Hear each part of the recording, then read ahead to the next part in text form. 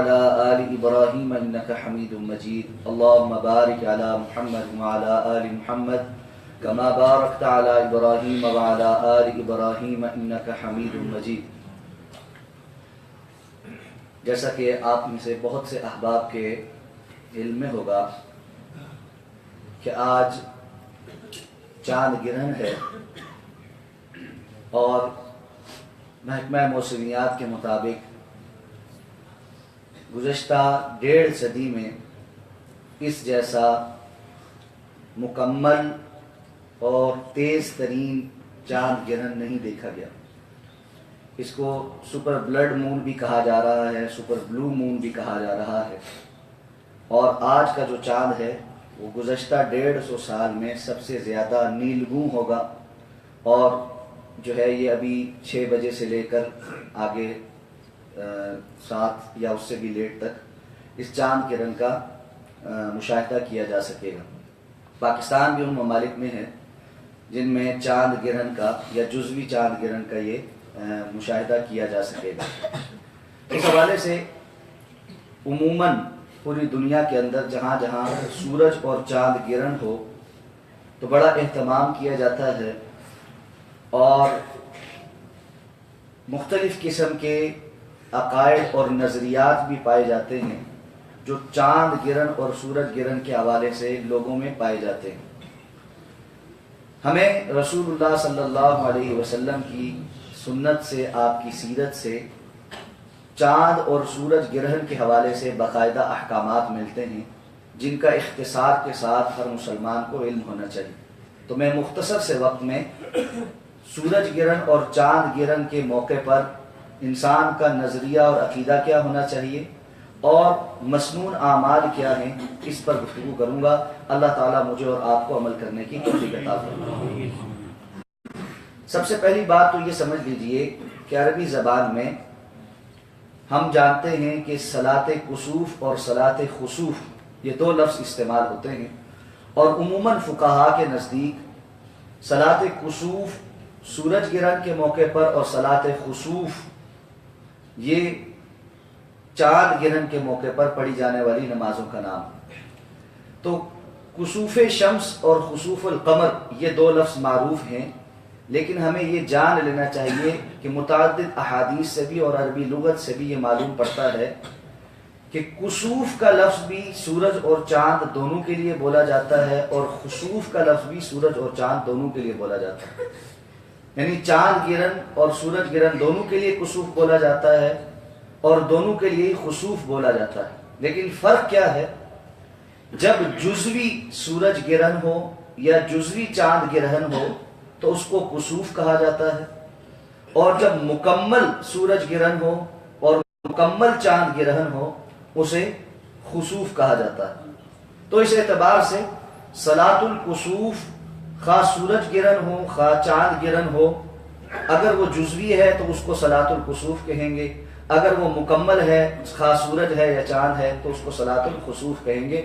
بہرحال عموماً فقہاء نے آسانی پیدا کرنے کے لیے صلاۃ الکسوف سورج گرہن کے وقت پڑھی جانے والی نماز کے لیے استعمال کیا ہے, اور صلاۃ الخسوف جو ہے یہ چاند گرہن کے وقت پڑھی جانے والی نماز کے لیے جو ہے نام مقرر کیا ہے. رسول اللہ صلی اللہ علیہ وسلم کی زندگی میں آپ صلی اللہ علیہ وسلم کی جتنی بھی نیرینہ اولادیں پیدا ہوئیں سب کے سب اسی آپ کی زندگی میں فوت ہو گئی. آپ صلی اللہ علیہ وسلم کے بیٹے ابراہیم جس دن اس دنیا سے تشریف لے گئے, فوت ہو گئے, اسی دن اتفاق سے سورج گرہن بھی ہوا, اور لوگوں نے اس کو ابراہیم کی وفات کے ساتھ جوڑا اور کہا کہ آج سورج اس لیے گرہن ہو گیا ہے کہ آپ صلی اللہ علیہ وسلم کے بیٹے ابراہیم فوت ہو گئے, اس دنیا سے چلے گئے. جب آپ صلی اللہ علیہ وسلم نے یہ بات سنی تو آپ نے فرمایا کہ سورج اور چاند ان الشمس والقمر آیتان من آیات اللہ, یہ سورج اور چاند اللہ کی نشانیوں میں سے 2 نشانیاں ہیں.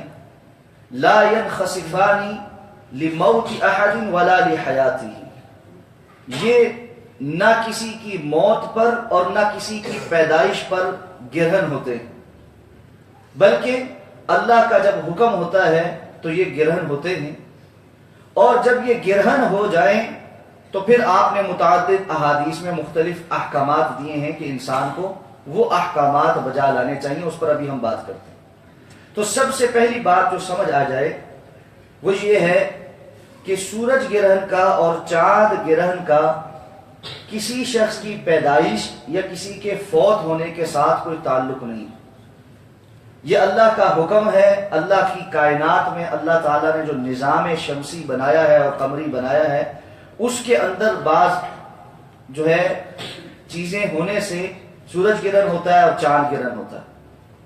آج کی سائنس ہمیں بتاتی ہے، اور سابقہ علماء نے بھی لکھا ہے، ابن قیم رحمہ اللہ نے بھی لکھا ہے کہ سورج کب گرہن ہوتا ہے اور چاند کب گرہن ہوتا ہے۔ وہ کہتے ہیں سورج تب گرہن ہوتا ہے کہ جب چاند جو ہے وہ زمین اور سورج کے درمیان آ جاتا ہے، تو تب جو ہے اس کا جو عکس سورج پر پڑتا ہے، اس کی وجہ سے ہمیں سورج گرہن نظر آتا ہے۔ اور اسی طرح چاند گرہن تب ہوتا ہے جب زمین سورج اور چاند کے درمیان آ جاتی ہے، اور چاند اپنی جو روشنی سورج سے لے رہا ہوتا ہے، زمین کا سایہ یا زمین کا حجم جو ہے وہ اس کے درمیان حائل ہو جاتا ہے، اور اس کی وجہ سے چاند گرہن ہوتا ہے۔ اور آج کی جدید سائنس بھی، ایسٹرونالسٹ بھی جو ہیں وہ یہی بات کہتے ہیں کہ انہی دو وجوہات کی بنا پر سورج گرہن ہوتا ہے اور چاند گرہن ہوتا ہے۔ اللہ کا نظام ہے، اللہ رب العزت کی کا یہ کائنات ساری مخلوق ہے، کوئی قاعدہ اور اصول نہیں ہے کہ تب فلاں تاریخوں میں سورج گرہن ہوگا یا چاند گرہن ہوگا۔ سورج اور چاند کی ایک جو اپنی مدار کے اندر جو حرکت ہے، اس کے ذریعے سے آج کی جدید سائنس اندازہ ضرور لگاتی ہے، بالکل اسی طرح جس طرح ہوا کے پریشر، ہواؤں کے رخ اور سمندر سے اٹھنے والے بخارات اور زمین پر موجود ٹمپریچر اور مختلف چیزوں کے اعداد و شمار سے یہ پیشین گوئی کی جاتی ہے کہ فلاں وقت پر بارش ہوگی، فلاں علاقے میں ہوگی، لیکن یقینی طور پر ہوگی یا نہیں ہوگی اس کا کوئی یقین سے نہیں کہہ سکتا۔ بالکل اسی طرح کا معاملہ سورج اور چاند گرہن کے ساتھ بھی ہے۔ تو جب اللہ رب العزت کا حکم ہوتا ہے، اللہ کی اپنی مصلحتیں ہیں اور حکمتیں ہیں، اور ان میں سے بہت سی چیزیں ایسی ہیں جو ہمارے علم میں نہیں ہیں۔ وما اوتیتم من العلم الا قلیلا، تم جو علم دیے گئے ہو بڑا تھوڑا سا ہے۔ تو اس لیے جتنا ہمیں بتایا گیا ہے وہ یہ ہے کہ یہ اللہ کی دو نشانیاں ہیں، سورج اور چاند، اور اللہ کے حکم پر ہی ان کو گرہن بھی لگتا ہے۔ اس کا دنیاوی امور میں کسی کے آنے جانے یا کسی اور حادث کے ساتھ کوئی تعلق نہیں۔ اب رسول اللہ صلی اللہ علیہ وسلم کے متعلق مختلف احادیث میں صحابہ کرام رضوان اللہ تعالی علیہم اجمعین بیان کرتے ہیں، اور خصوصاً حضرت عائشہ رضی اللہ تعالی عنہا کی متعدد احادیث صحیح بخاری، صحیح مسلم میں اور دیگر کتب ستہ میں موجود ہیں کہ جب بھی کوئی ایسی انہونی سی بات ہوتی، موسم کا تغیر ہوتا، تو اللہ کے رسول صلی اللہ علیہ وسلم کو ایک بے چینی سی لگ جاتی۔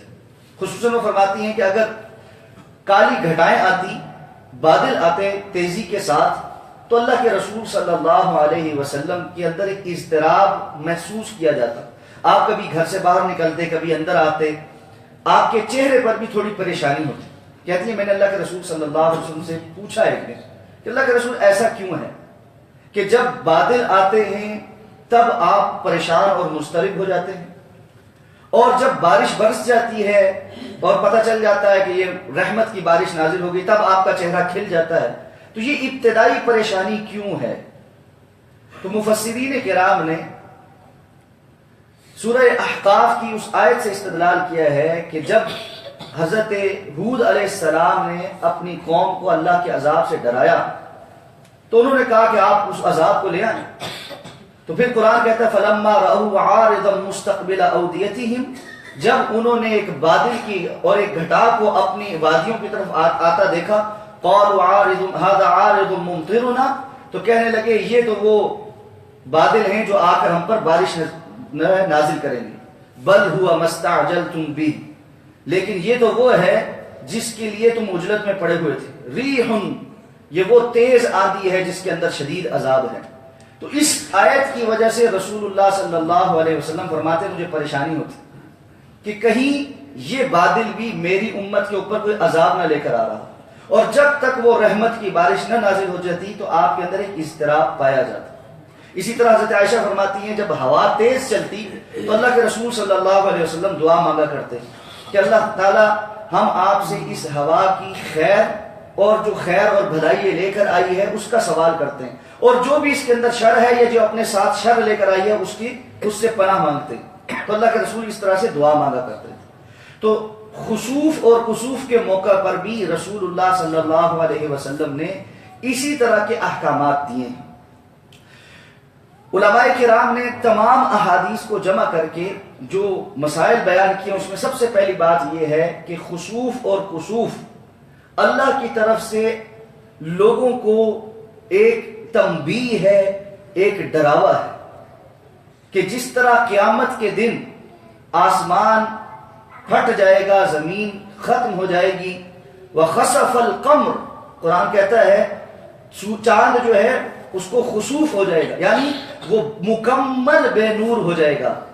تو جس طرح قیامت کے دن سورج اور چاند اور ستارے یہ مکمل بے نور ہو کر جھڑ جائیں گے، گویا یہ اس کا ایک چھوٹا سا ٹریلر ہے، ایک ہلکی سی علامت اور نشانی ہے کہ کس طرح سے اللہ رب العزت چاہیں تو ان روشن چیزوں کو بے نور کر سکتے ہیں۔ اب اس نشانی کو دیکھ کر بجائے چھلانگے مارنا اور ایک دوسرے کو بتانا اور تصویریں کھینچنا اور جو ہے اس کو سمجھنا کہ بڑا ہم نے کمال کیا، ہم نے آج سپر بلو مون دیکھا اور یہ کیا وہ کیا، اس کے بجائے انسان کو اپنے اعمال پر نظر دوڑانی چاہیے، اس کے بجائے انسان کو عبرت حاصل کرنی چاہیے، اس کے بجائے انسان کو اللہ کی طرف رجوع کرنا چاہیے، توبہ اور استغفار کرنی چاہیے۔ یہی وجہ ہے رسول اللہ صلی اللہ علیہ وسلم نے سورج اور چاند گرہن کے موقع پر سب سے پہلے جس بات کا اہتمام کیا ہے وہ نماز کا اہتمام، کیونکہ دوسری صحیح بخاری کی حدیث ہے جب بھی رسول اللہ صلی اللہ علیہ وسلم کو کسی بات کی پریشانی ہوتی آپ کھڑے ہوتے فصلا اور آپ نماز پڑھتے۔ اس موقع پر بھی اللہ کے رسول صلی اللہ علیہ وسلم نے نماز پڑھی ہے۔ یہ مخصوص نماز ہے جس کے مخصوص احکامات ہیں، نہ اس نماز کی اذان ہے نہ اس کی اقامت ہے۔ الصلاۃ جامعۃ کے لفظ سے اللہ کے رسول نے اعلان کروایا کہ نماز جمع کرنے والی، اور مدینہ میں شہر میں اعلان ہوا، لوگ مرد بھی اور خواتین بھی مسجد نبوی میں جمع ہوئے، اللہ کے رسول صلی اللہ علیہ وسلم نے ان کو 2 رکعت نماز پڑھائی۔ یہ 2 رکعتیں طویل رکھتے تھے، جس میں پہلی رکعت میں جو تلاوت تھی وہ تقریباً سورہ بقرہ کے مقدار کی تھی، یعنی تقریباً 2.5 پارے 3 پارے کے قریب اللہ کے رسول نے تلاوت کی۔ اس کے بعد رکوع کیا، اور یہ رکوع بھی طویل رکوع تھا۔ پھر آپ صلی اللہ علیہ وسلم کھڑے ہوئے اور دوبارہ سے تلاوت شروع کر دی۔ اس پہلے رکوع کے بعد سورہ فاتحہ نہیں ہے، تلاوت دوبارہ سے شروع کر دی، اور پھر طویل تلاوت کی، اور اس کے بعد پھر رکوع کیا، اور یہ رکوع بھی طویل رکوع تھا، اور پھر آپ رکوع سے اٹھے اور پھر سجدوں میں گئے۔ تو ایک رکعت جس میں 2 رکوع ہوں اور ہر رکوع سے پہلے طویل تلاوت ہو، اور اسی طرح پھر آپ صلی اللہ علیہ وسلم نے اٹھ کر دوسری رکعت مکمل کی۔ دوسری رکعت میں بھی طویل تلاوت، لیکن اتنی نہیں جتنی پہلی تھی، اس سے کچھ کم، اور پھر رکوع اتنا لمبا نہیں جتنا پہلی رکعت کا تھا، اس سے کچھ کم، عام روٹین سے لمبا لیکن پہلی رکعت کے رکوع سے چھوٹا۔ پھر اس رکوع سے اٹھ کر دوبارہ تلاوت اسی انداز میں، لیکن پہلی رکعت کی دوسری تلاوت سے کچھ کم، اور جو چوتھا رکوع ہے دوسری رکعت میں اس کی بھی طوالت دوسرے رکوع سے کچھ کم، اور اس کے بعد پھر سجدے اور پھر آخر میں سلام۔ اور اس کے بعد اللہ کے رسول صلی اللہ علیہ وسلم کھڑے ہوئے اور آپ نے لوگوں سے خطاب فرمایا اور ان کو بتایا یہی باتیں کہ سورج اور چاند جو ہے یہ اللہ کی نشانیوں میں سے ہیں، اور یہ کسی کی زندگی اور موت سے گرہن نہیں لگتے بلکہ یہ اللہ کے حکم سے لگتے ہیں۔ پھر آپ نے کچھ احکامات دیے۔ وہ احکامات کیا ہیں؟ آپ صلی اللہ علیہ وسلم نے فرمایا جب تم سورج اور چاند کو گرہن پاؤ فصلو، پہلا حکم ہے نماز پڑھا۔ دوسرا حکم دوسری حدیث میں آپ نے فرمایا تم صدقہ کیا کرو، اللہ کے راستے میں کچھ خرچ کرو۔ کیوں کہ صدقہ جو ہے وہ بلا کو ٹالتا ہے۔ رسول اللہ صلی اللہ علیہ وسلم کی دوسری حدیث ہے، آپ نے فرمایا جو انسان صدقہ کرتا ہے یہ صدقہ آسمان کی طرف جاتا ہے اور آسمان سے اس پر اترنے والی کسی بلا کے ساتھ، کسی مصیبت آزمائش کے ساتھ ٹکرا جاتا ہے، یہاں تک کہ قیامت کے دن تک یہ ایک دوسرے کے ساتھ لڑتے رہتے ہیں، یعنی اس کو اس بندے پر اترنے نہیں دیتا.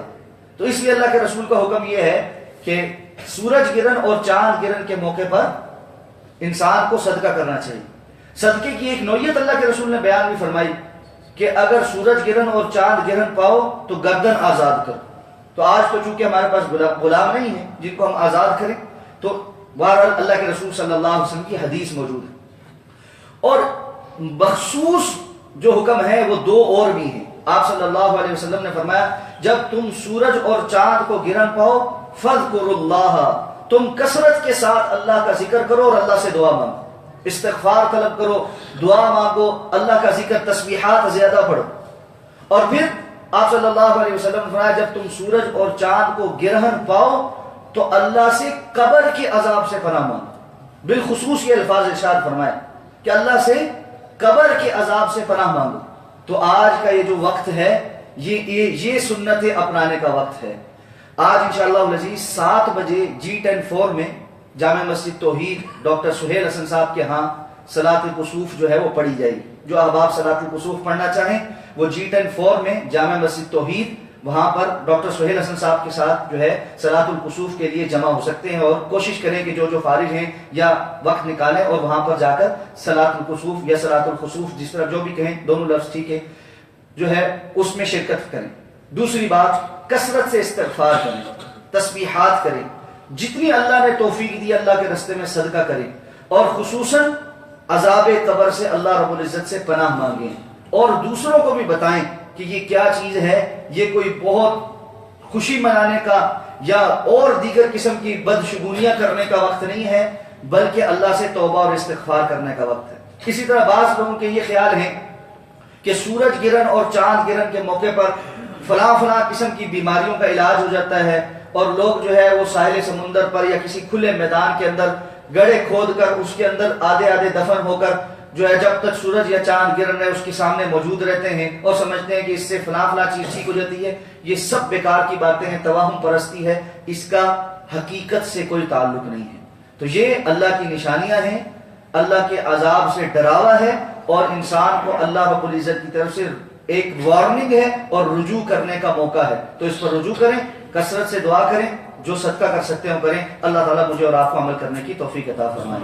یا رب لک الحمد کما ينبغي لجلال وجهك ولعظیم سلطانك. اللهم انا نسألك بانك انت الله لا اله الا انت الاحد الصمد الذي لم يلد ولم يولد ولم يكن له كفوا احد. اللهم انا نسألك بانك انت الله لا اله الا انت الحنان المنان بديع السماوات والأرض يا ذا الجلال والإكرام يا أرحم الراحمين يا حي يا قيوم برحمتك نستغيث. اللهم ارحم على أحوالنا ولا تنظر إلى سوء أعمالنا. سبحان الله والحمد لله ولا إله إلا الله والله أكبر ولا حول ولا قوة إلا بالله العلي العظيم. سبحان الله وبحمده عدد خلقه ورضا نفسه وزنة عرشه ومداد كلماته سبحان الله العظيم. اللهم أنت ربنا لا إله إلا أنت خلقتنا ونحن عبادك ونحن على عهدك ووعدك ما استطعنا نعوذ بك من شر ما صنعنا نبوء لك بنعمتك علينا ونبوء بذنوبنا فاغفر لنا فإنه لا يغفر الذنوب إلا أنت. اللهم إنا نستغفرك ونتوب إليك. نستغفر الله الذي لا إله إلا هو الحي القيوم ونتوب إليه. اللهم إنا نعوذ بك من الفتن ما ظهر منها وما بطن. اللهم إنا نعوذ بك من فتنة القبر ومن عذاب النار. اللهم إنا نعوذ بك من فتنة القبر ومن عذاب النار. اللهم إنا نعوذ بك من فتنة القبر ومن عذاب النار. اللهم إنا نعوذ بك من عذاب القبر. اللهم إنا نعوذ بك من عذاب القبر.